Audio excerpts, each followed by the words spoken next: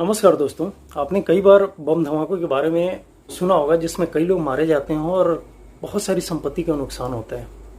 या ये बम धमाके कई बार आतंकवादियों के द्वारा अंजाम दिया जाता है। लेकिन जरा एक बार सोचिए कि ऐसे बम धमाकों या फिर कोई भी ऐसा धमाका हो जिसमें बहुत सारे लोग मारे गए और करोड़ों की संपत्ति का नुकसान हो जाए और उसके पीछे जिम्मेवार हमारी सरकार, हमारे सिस्टम या फिर अधिकारी हों, तो हम फिर किसके ऊपर आरोप मढ़ेंगे, किसे ब्लेम करेंगे। ऐसा ही एक धमाका हुआ लेबनान के राजधानी बेरूत में। आइए दोस्तों, आपको मैं पूरी इस धमाके का विश्लेषण इस वीडियो में बताता हूं, तो लगे रहिए वीडियो के साथ और इस चैनल को सब्सक्राइब कर।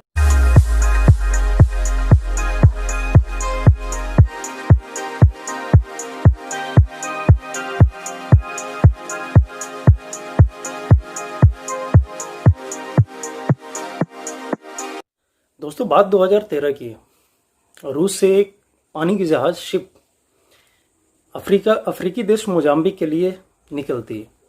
उसे रास्ते में कुछ और भी सामान लोड करने थे और फ्यूल भी लेना था, इसलिए वो लेबनान के राजधानी बेरूत में एक पोर्ट है, उस पोर्ट पे पहुंचता है। फ्यूलिंग के दौरान वहां के जो कस्टम अधिकारी थे, जब उन्होंने जांच किया तो उस शिप में लगभग 2700 टन अमोनियम नाइट्रेट भरा हुआ था, जिसका उस शिप पर सवार क्रू मेंबर के पास कोई डॉक्यूमेंट नहीं था। यानी कि वो पूरी तरह से इलीगली उसे कैरी कर रहे थे।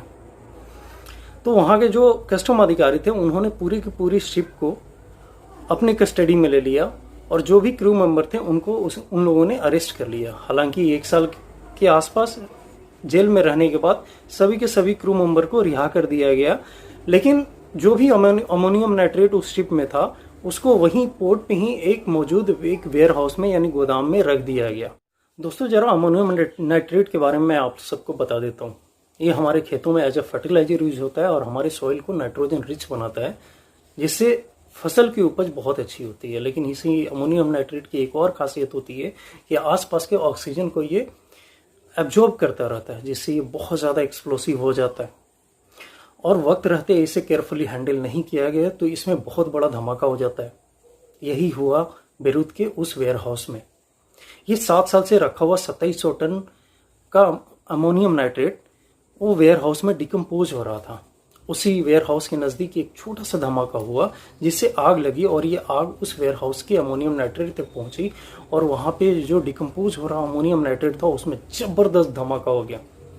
दोस्तों, धमाका इतना तगड़ा था कि आप यकीन नहीं करेंगे कि लेबनान में कई आतंकी संगठन सक्रिय हैं जो टाइम टू टाइम हमेशा वहां पे ब्लास्ट करते रहते हैं। लेकिन लेबनान के लोगों ने कभी इस तरह का ब्लास्ट नहीं सुना था।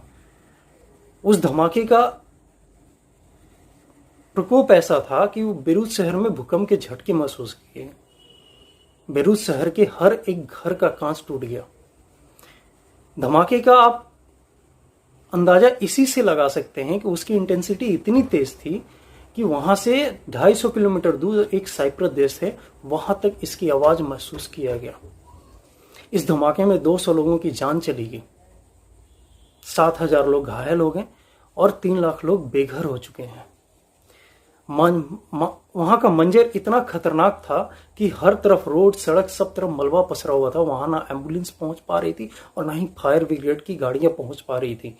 जो घायल थे उनको पैदल ही रेस्क्यू किया जा रहा था, जिसमें बहुत ज्यादा कठिनाई का सामना करना पड़ा। पूरा का पूरा पोर्ट तबाह हो गया। वहां एक भी शिप ऐसा नहीं था जो सही सलामत बच पाया। दोस्तों, शुरू में कुछ विशेषज्ञ ये अंदाजा लगा रहे थे कि इस वेयर हाउस में जो धमाका हुआ उसके पीछे कहीं ना कहीं इजराइल का हाथ है। लेकिन इजराइल ने इस आरोप को खंडन कर दिया और बाद में तब ये और भी ज्यादा साबित हुआ जब वहां के गवर्नमेंट ने ही ये कह दिया कि इसमें किसी इजराइल का हाथ नहीं है, बल्कि हमारे ही अधिकारियों द्वारा एक मिस हैंडलिंग की वजह से ये धमाका हुआ है।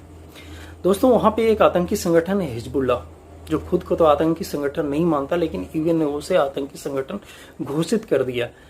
हिजबुल्लाह ने कई अपने आतंकी धमाकों में अमोनियम नाइट्रेट का इस्तेमाल किया हुआ है और इसी हिजबुल्लाह का उस अमोनियम नाइट्रेट के वेयर हाउस पे नजर थी। वो उसे हथियाना चाह रहा था। हिजबुल्लाह की पकड़ लेबनान के गवर्नमेंट अधिकारियों तक बहुत तगड़ी है, इसलिए उस अमोनियम नाइट्रेट को वहां से कहीं दूर ले जाने नहीं देता था और यही कारण था कि वहां के अधिकारी इसको लेके बहुत ज्यादा लापरवाही बरतते चले। दोस्तों, इस धमाके की वजह से लेबनान की इकोनॉमी पे बहुत बड़ा तगड़ा झटका लगा। लगभग 10 से 15 बिलियन यूएस डॉलर का नुकसान हुआ है लेबनान को। ये एक छोटे से देश के लिए एक बहुत ही बड़ा रकम है। कोरोना क्राइसिस की वजह से जहां पूरी दुनिया की इकोनॉमी खस्ते हाल में थी, वहां भी इस तरह के धमाका लेबनान को और भी ज्यादा अंदर तक झकझोर दिया। लोगों में भारी अपनी सरकार के खिलाफ गुस्सा था, जिसकी वजह से लोग सड़कों पे आ गए। वहां पे पार्लियामेंट के सामने बहुत तगड़ा प्रोटेस्ट हुआ। लोग पार्लियामेंट के अंदर तक घुसने की कोशिश करने लगे, आगजनी करने लगे, जिसको रोकने के लिए सेना ने रबर बुलेट्स का भी इस्तेमाल किया, जिसमें और भी कई लोग घायल हो गए। प्रोटेस्ट इतना तगड़ा था कि वहां की सरकार को आखिर झुकना ही पड़ा और अपने 200 कैबिनेट्स के साथ सरकार ने अब इस्तीफे की पेशकश कर दी है और होपफुली अब वो कुछ दिनों में अपना इस्तीफा वहां पे दे देंगे। लेकिन वहां के जो भी राष्ट्रपति और प्रधानमंत्री, उन्होंने ये बहुत ही तगड़े जुबान में कह दिया है कि जो भी इसके पीछे जिम्मेवारी होगा, जो भी अधिकारी इसके पीछे जिम्मेदार होंगे, उनके खिलाफ कड़ी एक्शन ली जाएगी। दोस्तों, उम्मीद करता हूं कि आपको ये वीडियो बहुत अच्छी लगी होगी और ये जानकारी आपके लिए बहुत यूजफुल होगी। अगर ये वीडियो आपको अच्छी लगी तो लाइक बटन जरूर दबा दीजिए और अगर कहीं इस वीडियो में कोई कमी रह गई तो उसे कमेंट बॉक्स में जरूर डालिए। मैं उसे पूरी तरह से ठीक करने की कोशिश करूंगा। धन्यवाद दोस्तों।